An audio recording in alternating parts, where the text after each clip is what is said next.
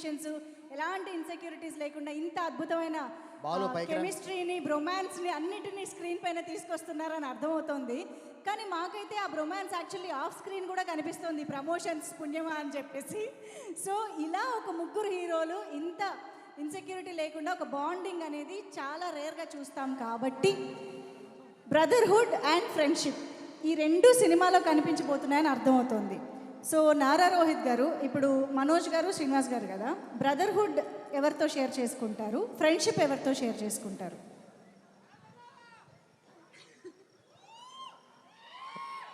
Brotherhood అయితే తమ్ముడు కాబట్టి Sai. Friendship for life is like బాబాయ్. Okay okay.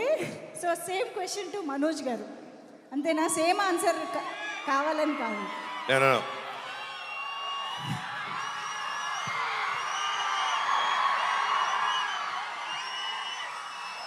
తమ్ముడు నా ప్రాణ స్నేహితుడు. వావ్. ఓకే శ్రీనివాస్ గారు. నాకు ఇద్దరు బ్రదర్హుడ్. ఇద్దరు బ్రదర్హుడ్. రామలక్ష్మణులు. బట్ ఇద్దరు ఫ్రెండ్స్, ఇద్దరు brotherhood.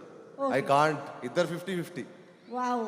Okay. So I think ఇదంతా మేము స్క్రీన్లో చూడడానికి వెయిట్ చేస్తున్నాం. అయితే నేనే కాదు, క్వశ్చన్స్ అడగడానికి యాక్చువల్లీ ఇందాక నుంచి మా ఆడియన్స్లో కూడా చాలామంది నేను ఇందాక ఇంటరాక్ట్ అయినప్పుడు కూడా అడిగారు. కానీ దానికంటే ముందు ఎస్ మీ స్పీచెస్ వింటే ఇంకా బాగుంటుంది. కాబట్టి టు స్టార్ట్ విత్ ఎస్ నారా రోహిత్ గారిని మాట్లాడవలసిందిగా రిక్వెస్ట్ చేస్తూ. సార్.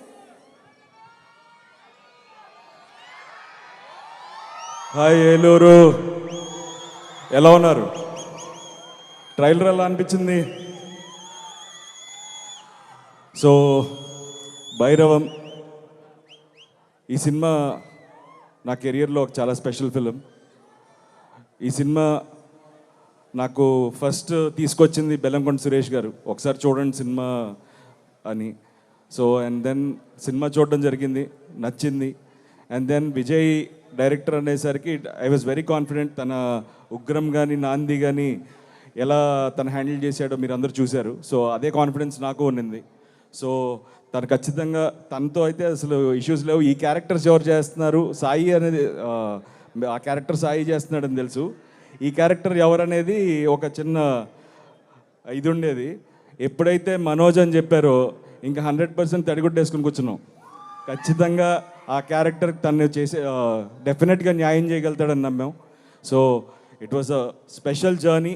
నాకు బాబాయ్ నాకు చిన్నప్పటి నుంచి బాగా పరిచయం, వెరీ క్లోజ్. బట్ ఈ సినిమాతో మా జర్నీ, మా బాండింగ్ ఇంకా పెరిగింది. అండ్ దిస్ ఫిలిం నా కెరియర్లో, నా లైఫ్లో ఎప్పటికీ నేను గుర్తుపెట్టుకునే ఒక మంచి సినిమా.